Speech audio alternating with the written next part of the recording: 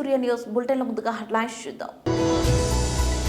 వరదతో మునిగిన Bengaluru.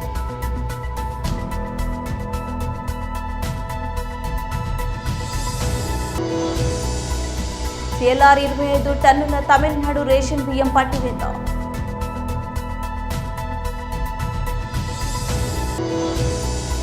Delhi liquor scam దేశవ్యాప్తంగా ED దాడులు.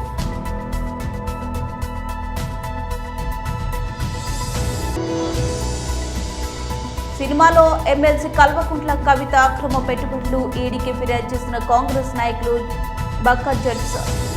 ఐటీ నగరి కర్ణాటక రాజధాని బెంగళూరు వరదలో మునిగి తేలుతుంది. ఎటు చూసినా వరదలే అన్నట్లుగా మారింది. భారీ వర్షాలు బెంగళూరు ప్రజలను ఉక్కిరిబిక్కిరి చేస్తున్నాయి. అయితే ఇది మొదటిసారి కాకపోయినా వరదలను కట్టడి చేయకపోవడం ప్రజలకు శాపంగా మారుతుంది. ఎక్కడ చూసినా నీరు, ఎటు వెళ్లినా వరదలు పొంగిపొర్లుతున్నాయి. బెంగళూరు సిటీలో రాత్రంతా ఎడతెరిపి లేని భారీ వర్షాలు నగరాన్ని కాక వికాలం చేసి అష్టదిగ్బంధం చేయడంతో ప్రజలు అవస్థలు వర్ణాతీతంగా మారాయి. కుండపోత వానలతో అనేక ప్రాంతాలు నీట మునిగాయి. అనేక కాలనీలు జల దిగ్బంధంలో చిక్కుకున్నాయి. రహదారులు నదులను తలపిస్తున్నాయి. దీంతో భారీగా ట్రాఫిక్ జామ్ అయింది. సమయానికి ఆఫీస్కు చేరుకోలేక ఉద్యోగులు నరక యాతన పడ్డారు. కొన్ని చోట్ల బయట పార్క్ చేసిన బైక్లు కొట్టుకుపోయాయి.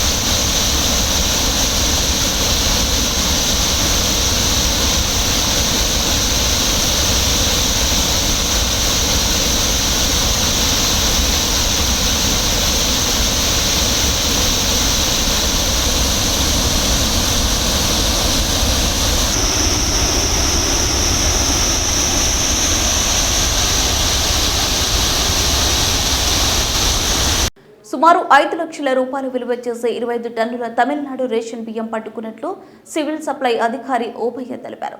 చిల్లకూరు మండలం పరిధిలోని చెన్నై నుండి కలకత్తా జాతీయ రహదారి భూదనం టోల్ ప్లాజా వద్ద సివిల్ సప్లై అధికారులు మరియు విజిలెన్స్ అండ్ ఎన్ఫోర్స్మెంట్ అధికారులు సంయుక్తంగా నిర్వహించిన సోదాలో సోమవారం సాయంత్రం చెన్నై నుండి రాజమండ్రి సమీపంలోని అనపర్తి ప్రాంతానికి 25 టన్నుల తమిళనాడు రేషన్ బియ్యం లోడుతో వెళ్తున్న ఏపీ 27TY 1257 లారీని సీజ్ చేయడం జరిగిందని ఓబయ్య తెలిపారు. సీజ్ చేసిన లారీని చిలకూరు పోలీస్ స్టేషన్లో అప్పగించి లారీలోని రేషన్ బియ్యాన్ని గూడూరు పట్టణంలోని సివిల్ సప్లై గౌడన్లో భద్రపరిచారు. నమస్కారం అండి, నా పేరు ఓబయ్య. నేను సివిల్ సప్లైస్ డిప్యూటీ తహసీల్దార్ గూడూరు పనిచేస్తున్నాను. ఈ నెల 5వ తారీఖు చెన్నై నుంచి రాజమండ్రికి అక్రమంగా తమిళనాడు రేషన్ బియ్యం సరఫరా అవుతున్న సమాచారం, మాకు విశ్వసనీయమైన సమాచారం మేరకు నేను విజిలెన్స్ అధికారులు ఇద్దరం కలిసి బోధనం టోల్ ప్లాజా దగ్గర ఒక లారీను పట్టుకోవడమైంది. ఆ లారీ నందు 25 టన్నులు తమిళనాడు రేషన్ బియ్యం ఉన్నాయి. ఆ రేషన్ బియ్యాన్ని స్థానిక తగు భద్రత నిమిత్తము స్థానిక MLS పాయింట్లో అప్పచెప్పాము. ఆ లారీని చిల్లకూరు పోలీస్ స్టేషన్లో అప్పచెప్పడం అయినది. Thank you. ఢిల్లీ లిక్కర్ స్కామ్లో భాగంగా మంగళవారం ఎన్ఫోర్స్మెంట్ డైరెక్టర్ మంగళవారం మెరుపు దాడులు చూసింది. దేశవ్యాప్తంగా ఏకకాలంలో మొత్తం 30 చోట్ల సోదాలు జరిపింది. ఢిల్లీ, లక్నో, గురిగావ్, బెంగళూరు, చెన్నై, హైదరాబాద్ నగరాల్లో ఈడీ సోదాలు జరుపుతోంది. హైదరాబాద్లోనే 6 చోట్ల తనిఖీలు జరుపుతున్నట్లు సమాచారం. ప్రముఖ వ్యాపారవేత్త రామచంద్రన్ని సహా మరో 5గురికి సంబంధించిన కంపెనీలు, ఇళ్లలో ఈడీ అధికారులు సోదాలు చేపట్టారు. హైదరాబాద్ అభిషేక్ రావు, సృజన్ రెడ్డి, గన్రా ప్రేమ్ సాగర్ ఇళ్లలో సోదాలు జరుగుతున్నాయి. రాబిన్ డిస్టిలర్స్ పేరుతో రామచంద్రన్ పిళ్ళై బెంగళూరుతో పాటు హైదరాబాద్లో వ్యాపార కార్యకలాపాలు కొనసాగిస్తున్నారు.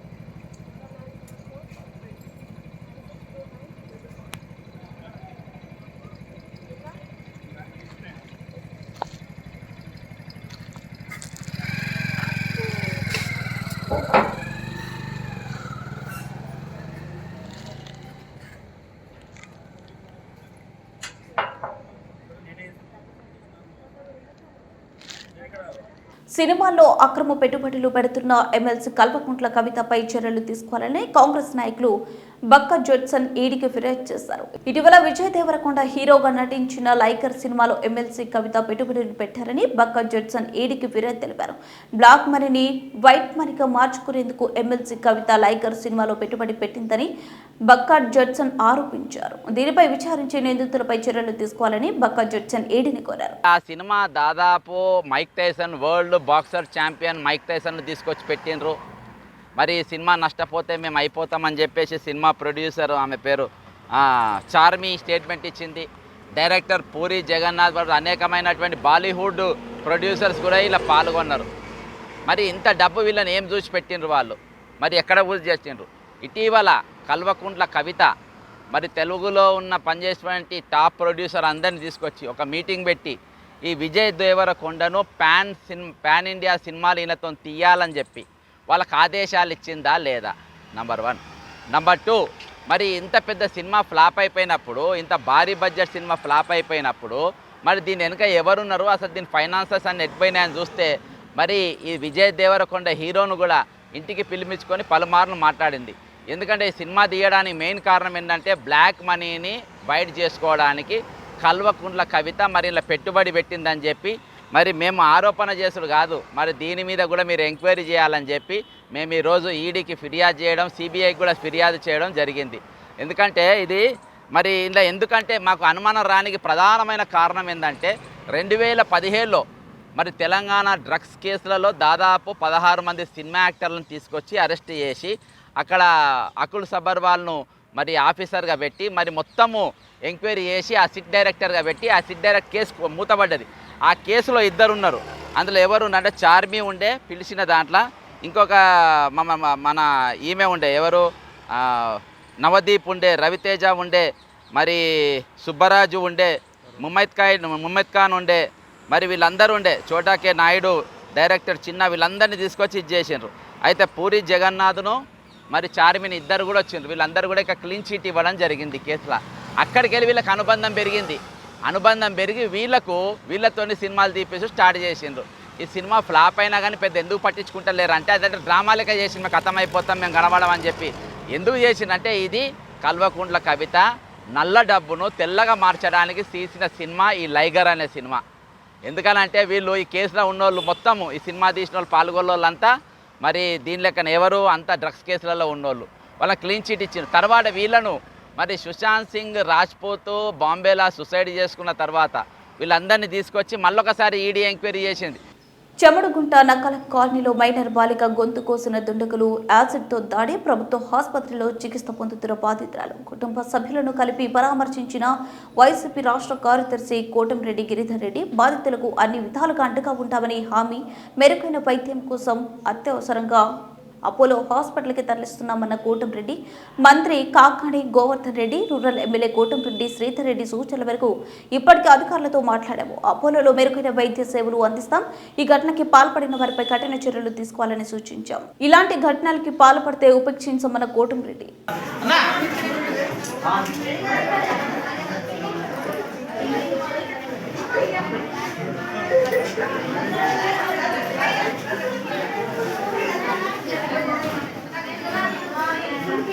What is this, bro? Curious. Curious what is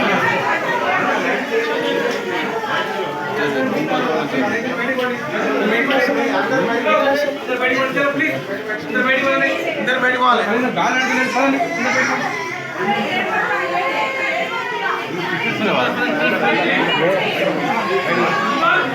बैठ बैठना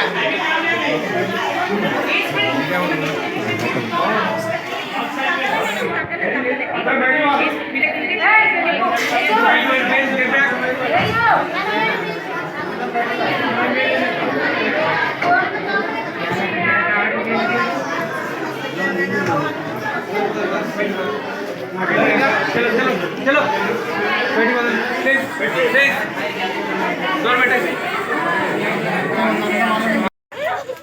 అన్నం తింటే కొంచెం అన్నంలో పైజన్ అయింది. ఫుడ్ పైజన్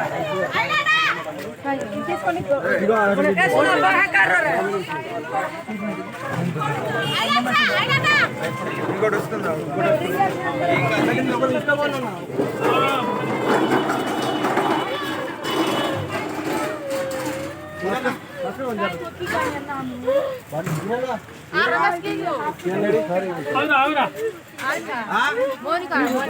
ఒక్కరు ఎక్కి పట్టుకోవాలి, ఆమె చేతులు కాలు పట్టుకోవాలి.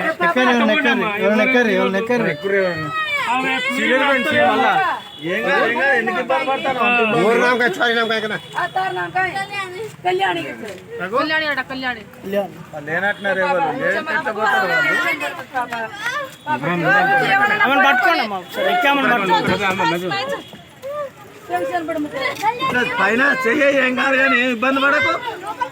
కాలు చేతుల దగ్గర వస్తున్నాడు నరాలు మొత్తం. భయం భయంతో ఏం కాదు మనకేం కాదు.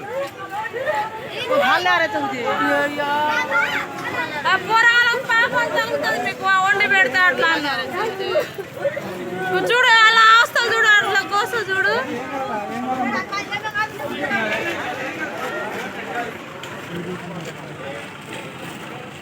బండి తిప్పొద్దా?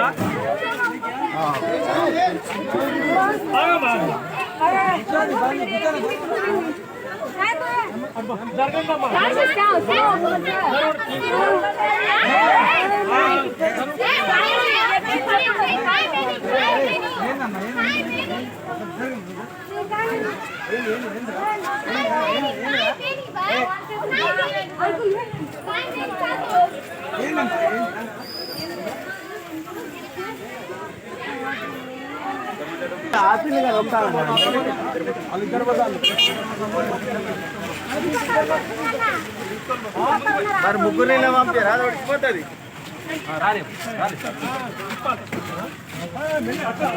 ఇక్కడ తీసుకురండి,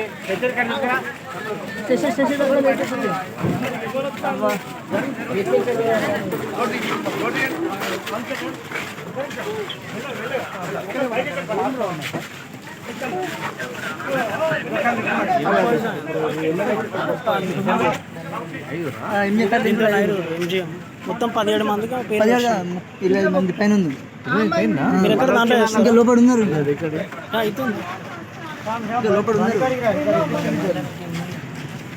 జరగకూడదు, ఇటువంటి ఉపేక్షించేది కూడా లేదు. రాష్ట్ర వ్యవసాయ శాఖ మంత్రులు శ్రీ కాకాని గోవర్ధన్ రెడ్డి గారు, నెల్లూరు రూరల్ శాసనసభ్యులు శ్రీ కోటమిరెడ్డి శివరెడ్డి గారి ఆదేశాల మేరకు ఈరోజు హాస్పిటల్కి వచ్చి వారిని పరామర్శించడం జరిగింది. ఏదైతే ఈ సంఘటన వెంకటాచలం మండలంలో సంబంధించి జరిగినప్పటికీ పార్ట్ ఆఫ్ ద భుజబిందులు ఆనుకొని కూడా ఉన్నది. నిజంగా కూడా ఈరోజు ఇప్పుడు చూసినప్పుడు చాలా బాధేసింది. ఎక్కడా కూడా ఈ విషయంలో ఎవరిని కూడా ఉపేక్షించేది లేదు. ఎవరైనా కఠినంగా శిక్ష అనుభవించాల్సిందే. అటువంటి శిక్ష తీసుకోవాల్సిందిగా ఇప్పటికే పోలీసు అధికారులకి మంత్రివర్యులు కాకాని గోవర్ధన్ రెడ్డి గారు ఆదేశించడం జరిగింది. అదేవిధంగా ఇంకా మెరుగైన వైద్యం కోసం పాపని అపోలో హాస్పిటల్కి కూడా షిఫ్ట్ చేస్తూ ఉన్నాం.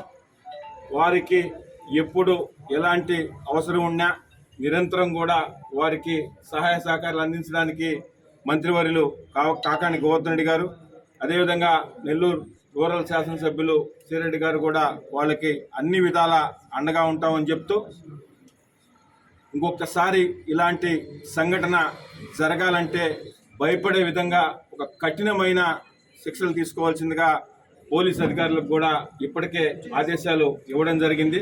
నిరంతరం కూడా ఏదైతే ఇప్పుడు అపోలో హాస్పిటల్ షిఫ్ట్ చేస్తున్నామో అపోలో హాస్పిటల్ వారితో కూడా మాట్లాడడం జరిగింది. వారికి మరింత మెరుగైన వైద్యం అందించి అన్ని విధాల వాళ్ళకి అండగా సహాయ సహకారాలుగా అటు మంత్రివర్యులు గోవర్ధన్ రెడ్డి గారు, శాసనసభ్యులు శ్రీరెడ్డి గారు ఉంటారని కూడా మీకు అందరికి కూడా తెలియజేస్తాం.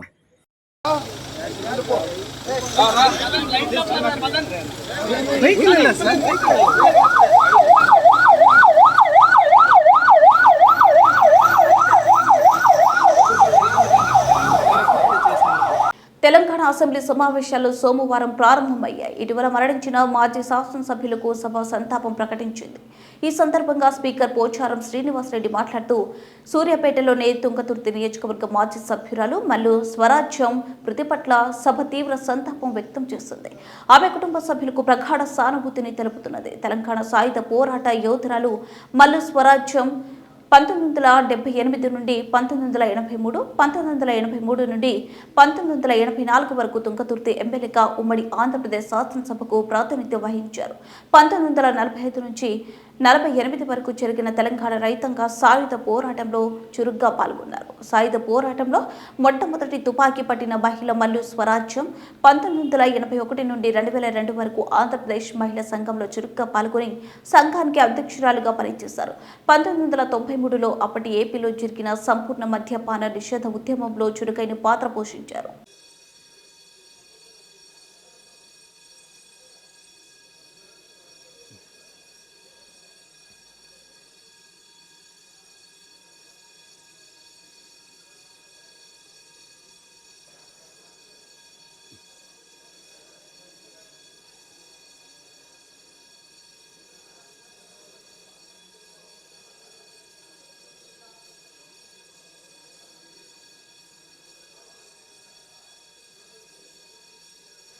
Honorable Speaker,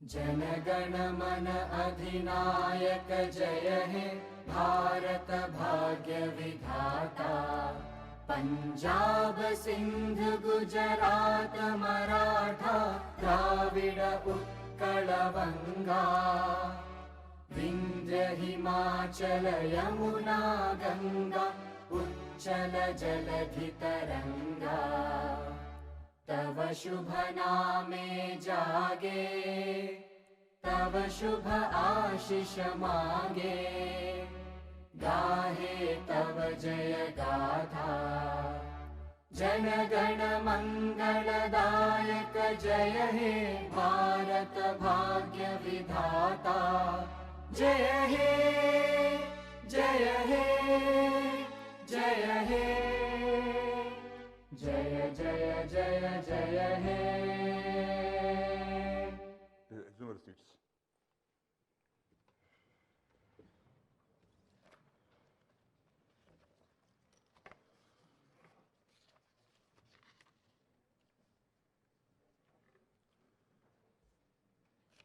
There are some announcements.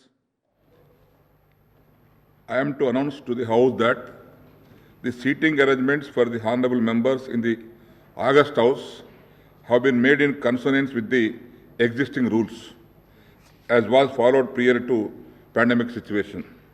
The members are therefore requested to occupy their respective seats.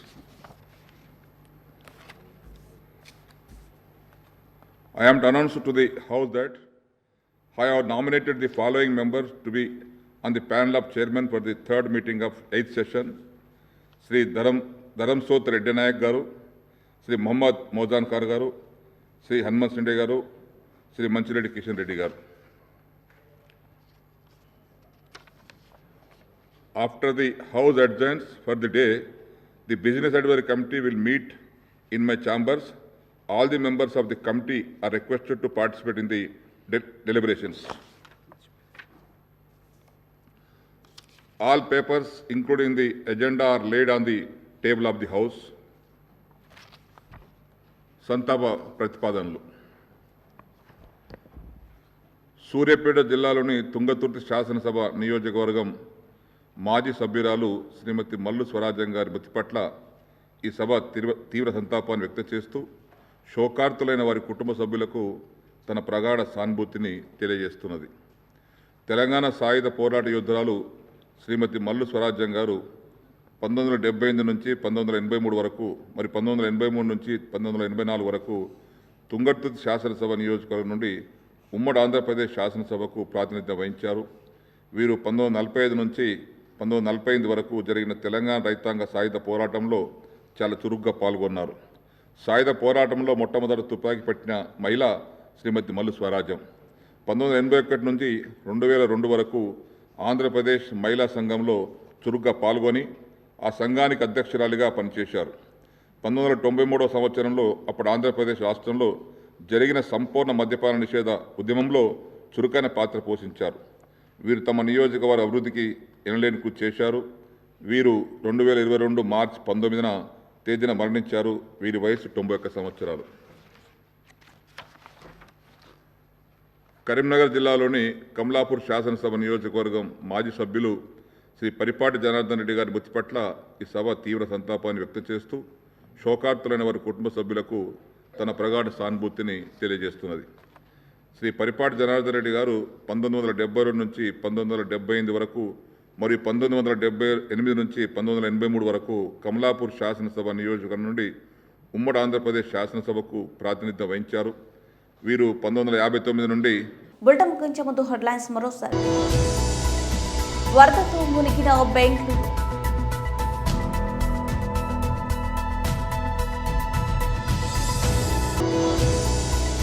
CLR 25 టన్నుల తమిళనాడు రేషన్ బియ్యం పట్టివేత.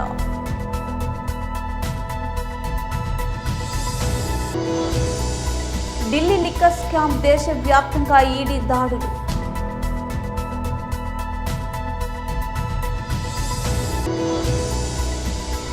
సినిమాలో ఎమ్మెల్సీ కల్వకుంట్ల కవిత అక్రమ పెట్టుబడులు ఈడీకి ఫిర్యాదు చేసిన కాంగ్రెస్ నాయకులు బక్క జడ్స్. Bulletin updates.